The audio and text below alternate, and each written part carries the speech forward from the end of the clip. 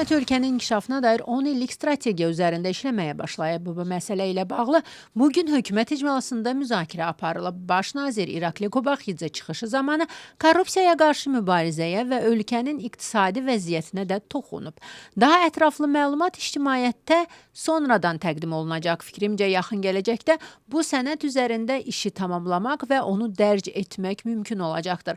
Bizim çox konkret bir yol xəritəmiz olacaq ki, onun əsasında növbəti illər ərzində ölkəmizin ardıcıl və sabit inkişafını təmin edəcəyik. Bu sənəd üzərində isə indidən işə başlanılıb ki, gələcək fəaliyyətimiz üçün keyfiyyətli istiqamət verici sənəd əldə edək deyə Baş nazir İrakli Kobaxidze bildirib. Almanya hökuməti Peter Fischer'in Mamuka Xazaradzedən mənzil kiraya götürdüyünü inkar edir. Bu məlumat Almanya hökumətinin rəsmi saytında dərc edilib. Məlumatda Almanya üçün Alternativ Partiyasının sualları və hökumətin cavabları yer alıb. Məlum olduğu kimi Almanya üçün Alternativ Parlament qrupu bir neçə həftə əvvəl Almanyanın Gürcüstandakı səfiri ilə bağlı suallarla Almanya federal hökumətinə müraciət etmişdi və bu suallar 13 oktyabrda dərc olunmuşdu. Almanya hökuməti bu sualları cavablandırıb. Suallar Almanyanın Gürcüstandakı səfirinin Mamuka Xazaradzedən bahalı əmlak kirayələməsi, səfirin müxalifət nümayəndələri ilə görüşləri və bu görüşlərin məqsədi ilə bağlı idi.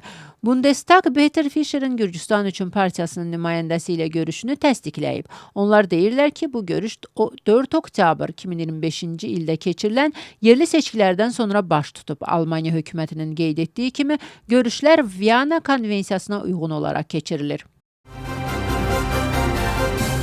Üç müxalifət partiyasının qadağan edilməsini tələb edən iddia artıq Konstitusiya məhkəməsindədir. Hüquqi proses başladıqdan sonra hakim komanda məhkəmə iclaslarında onun nümayəndəsi kimin olacağını açıqlayacaq. Öz növbəsində ləğv ediləcək partiyaların siyasındakı siyasi qüvvələr hüquqi mübahisəyə başlamağa hazırlaşırlar. Hökumət bildirir ki, qadağan ediləcək partiyalar iki meyar əsasında seçilib.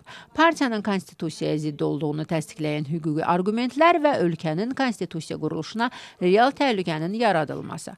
Hakim komandanın liderləri qərarın icrasının qütbləşmənin azalmasına və Gürcüstan siyasi spektrinin cavanlaşmasına səbəb olacağına əmindirlər. Müxalifətin iddiası siyasi təqib, repressiya və diktaturanın qurulması kimi qiymətləndirilir. Milli Hərəkat, Axali və Lelo hakim partiyanın ləğv edilməsi tələbi ilə Konstitusiya məhkəməsinə müraciət etdiyi 3 siyasi qüvvədir. Məhkəmənin qərar qəbul etmək üçün 9 ayı var. İddianın əsası parlamentin müvəqqəti istintaq komissiyasının həcmli nəticəsidir. Regional İnkişaf və İnfrastruktur Nazirliyinin keçmiş nazir müavini Qoba Qabunyaya bugün rəsmi şəkildə ittiham irəli sürüləcəyi gözlənilir.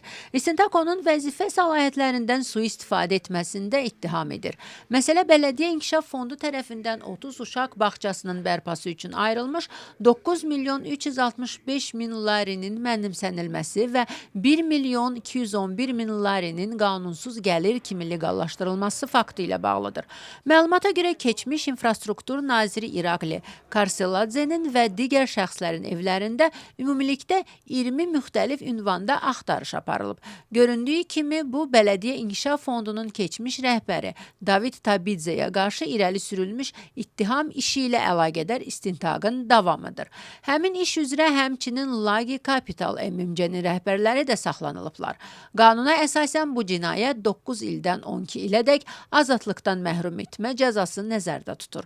Qoba Qabunyanın saxlanılması və İrakli Karseladzenin evində aparılan axtarışlar siyasətçilərin reaksiyasına səbəb olub. Gürcüstanın mədəni irsi ölkənin fərqli kimliyinin, çoxşaxəli mədəni müxtəlifliyinin və xalqın mahiyyətinin nümunəsi kimi təqdim edilib. Bunu Xarici İşlər Naziri UNESCO-nun Baş Assambleyasının 43-cü sessiyasının iştirakçılarına bildirib. Makapoçorişvili debat formatında çıxış edərək mədəni irsin qorunması və bu istiqamətdə atılmış addımlar barədə danışıb. O, xüsusilə regionda mövcud vəziyyəti nəzərə alaraq sülhün əhəmiyyətinə diqqət çəkib.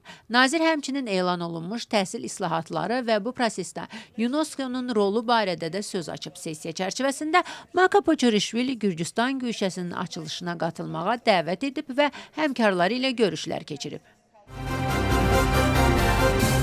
Xüsusilə böyük miqdarda narkotik vasitələrin qanunsuz əldə edilməsi, saxlanılması və satışına köməklik göstərməkdə ittiham olunan 5 nəfər saxlanılıb. Onların həbsini Qıldani Nadzaladevi Baş İdarəsinin əməkdaşları həyata keçiriblər. Şəxslərin üzərinə, yaşayış evlərinə və avtomobillərinə baxışı zamanı, eləcə də istintaq eksperimenti zamanı onların göstərdiyi ünvanlardan sübut kimi satış üçün hazırlanmış xüsusilə böyük miqdarda müxtəlif növ narkotik maddələr götürülüb. Onların arasında metadon, alfa, BFP və qurudulmuş marixuana da olub. Cinayətə görə 20 ilədək və ya ömürlük azadlıqdan məhrum etmə cəzası nəzərdə tutulur. Sərhədi qanunsuz keçmə faktına görə 4 nəfər sərhəd polisi tərəfindən saxlanılıb. İstintaq müəyyən edib ki, ittiham olunanlar sərhəd nəzarət buraxılış məntəqəsini kənardan dolanaraq Azərbaycan istiqamətindən Gürcüstana qrup halında qanunsuz şəkildə dövlət sərhədini keçiblər. Cinayətə görə 5 ilədək azadlıqdan məhrum etmə cəzası nəzərdə tutulur. Qanunsuz miqrasiyaya qarşı mübarizə çərçivəsində xarici ölkələrin 33 nəfər vətəndaşı saxlanılıb. Onların arasında Qana, İraq, Pakistan, Çin, Yəmən, Türkiyə, Türkmənistan, Hindistan və Banqladeş vətəndaşları var. Müəyyən edilib ki, həmin şəxslər Gürcüstanda xaricilərin və vətəndaşlığı olmayan şəxslərin hüquqi vəziyyəti haqqında qanunla müəyyən edilmiş tələbləri pozmaqla yaşayırdılar. Hazırda bu şəxslər Miqrasiya Departamentinin müvəqqəti saxlanma mərkəzində yerləşdiriliblər. Onların ölkədən çıxarılması məqsədi ilə müvafiq prosedurlar aparılır. Sentyabr ayında Gürcüstan iqtisadiyyatı 6,4% artıb. Bu barədə məlumatı Milli Statistika Xidməti yayıb. Bu göstəriciyə əsasən 2025-ci ilin ilk 9 ayı üzrə orta iqtisadi artım 7,7% təşkil edib. Qurumun hesabatına görə cari ilin sentyabrında ötən ilin eyni dövrü ilə müqayisədə artım istiqamətində əhəmiyyətli töhfə aşağıdakı sahələr tərəfindən verilib. Emal sənayesi, nəqliyyat və anbar təsərrüfatı, informasiya və kommunikasiya, peşəkar, elmi və texniki fəaliyyətlər. Eyni zamanda tikinti və energetika sektorlarında da azalma tendensiyası müşahidə olunub.